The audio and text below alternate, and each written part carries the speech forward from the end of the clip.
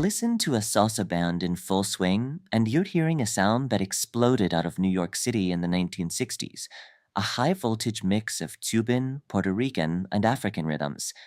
Visually, it can look like organized chaos. You've got dozens of musicians on stage simultaneously scraping gourds, hammering on cowbells, and blasting brass instruments.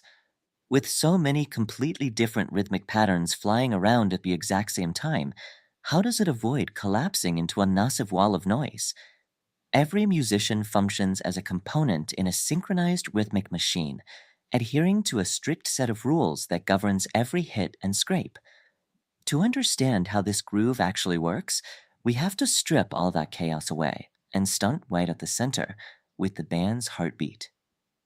If you mute everything else, you are left with the most important instrument in the band, two simple wooden sticks called the claves. In Spanish, clave literally translates to key.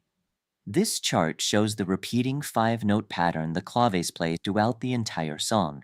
Notice how it's divided into two distinct halves. One side has 3 hits, and the other side has 2. Every other musician must lock in to this specific timing. If someone plays a rhythm that contradicts this pattern, the music sounds crossed. It immediately feels wrong and makes it incredibly hard for people to dance. Once that clave foundation is set, you bring in the congas. These tall hand drums lay down the tumbao, a steady, thumping rhythm that provides the band's basic pulse. Next, you add the rapid, steady pulse of the maracas, along with a hollow, notched gourd called the guirel. By scraping a step down its side, the player adds a distinct, long, short, rasping texture to the mix. Together, these foundational percussion instruments interlock perfectly. They create a reliable, complex metronome for everyone out on the dance floor. The piano and bass join the arrangement next, functioning as percussion instruments that prioritize rhythm over melody. Instead of simply playing chords, the pianist plays a repeating, looping pattern called a montuno. It's catchy, it runs continuously, and it acts as another anchor to keep dancers on beat.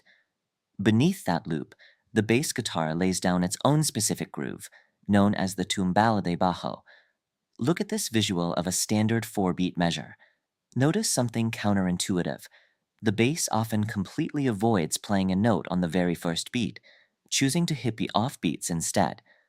By leaving that primary downbeat totally empty, the bass creates a physical pushing sensation. It constantly pulls you forward, making you want to physically move to catch up with the music.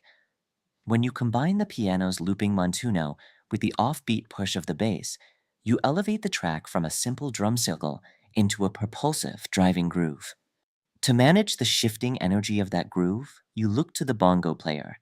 During quiet verses, they tap out a fast, hammering rhythm called a martillo, but when the song gets loud, they swap the drums for a handheld cowbell to aggressively drive the beat. But the true conductor of the group sits behind the timbales, the shallow metal drums played with sticks. Whenever the music is about to transition, the timbale player executes an abanico. It's a sharp drum roll finishing with a loud crack on the rim, signaling the entire band that a change is coming. That rim shot is the cue for the brass section, the trumpets and trombones, to kick the door down and enter with massive power. As the song reaches its peak, the horns unleash moñas. These are intensely layered rhythmic riffs that stack on top of each other, pushing the song towards an explosive climax. Together, these instruments act as the band's transmission, seamlessly shifting the momentum from a quiet, simmering verse straight into a high-volume chorus. Now stack all those individual layers together, and we are right back to the explosive, chaotic sound we started with.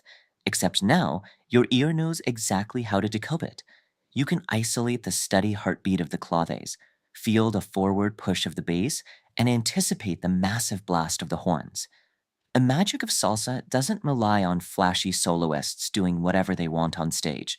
From the simplest click of the wooden sticks to the loudest blast of the trombone, every single musician sacrifices absolute freedom to serve the collective rhythm.